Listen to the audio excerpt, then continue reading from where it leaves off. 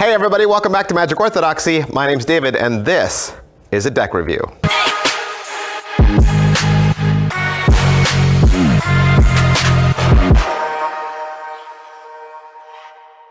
Hey, today we're gonna look at the Wild West playing cards now on Kickstarter from Randy Butterfield and Midnight Cards. All right, what do we got? We got two decks. One is Deadwood and the other is the Black Hills. This is on Kickstarter right now from Midnight Cards, Randy Butterfield. If you've watched my channel for any amount of time, you know that I love midnightcards.com, love Randy's work. This is a fully custom set of playing cards that feature historical legends from the cowboy days. Like, this is the Wild West.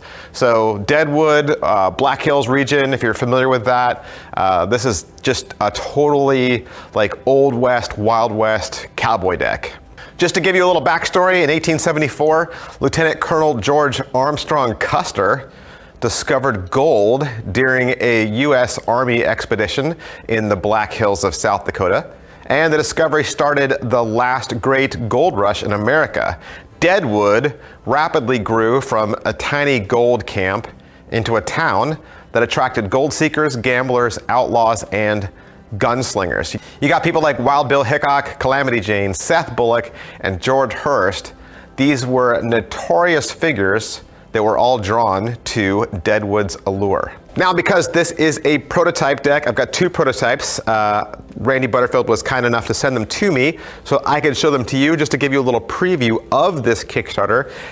Usually when you get a prototype, there isn't always a tuck case, so I don't have any tuck cases, but you can look at the mock-up of the tuck case that is on the Kickstarter page for sure. And of course, you understand that, you know, artwork changes between the prototype and the final finished product, so this might not be exactly what the finished product looks like, but just to give you an idea. And of course, if you like this deck or if you like both of them, head on down to Kickstarter and give Randy your support.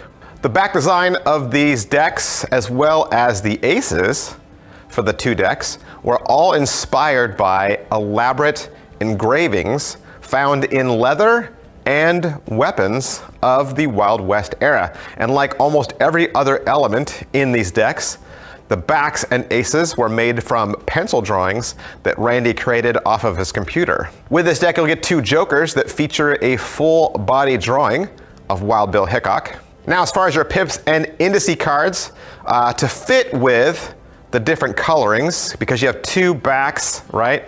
Two different decks, two different back designs. The faces of the cards also have different backgrounds and watermark colors. So you have four backgrounds and they're all matched to the four different suits. So the watermark on the clubs is the Deadwood Main Street. The spades is the saloon interior. The hearts is a Native American village. And the diamonds are the needles of the Black Hills. Your pips and indices, of course, like everything else, have been completely redrawn and are original and exclusive to this deck.